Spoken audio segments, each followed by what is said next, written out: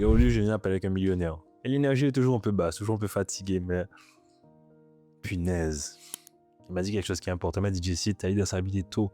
Les Africains, ça t'a créé un ego, non pas qui est péjoratif, mais qui des fois t'empêche de pouvoir prendre l'aide qui t'a apporté autour. Et il me dit, mon gars, t'es pas loin d'y arriver. Et on a parlé de ça, de ces moments finalement de peur, parce qu'on a dû créer des barrières, on a dû créer des choses qui nous permettent d'avancer, d'être la personne qu'on est aujourd'hui. Je vous parlais de pouvoir guérir de ces blessures-là. Et lui de me dire, écoute, moi j'ai toujours vu un bon gars. J'entends l'objectif que tu me donnes. Je vois les actions que tu as mis en place. Moi je suis prêt à bosser avec toi. Mais est-ce que tu es prêt à me faire confiance? Et vous savez, j'ai un moment de frustration. Je respecte, c'est quelqu'un que vraiment, je respecte. Et je me suis posé la question, je me dis, punaise.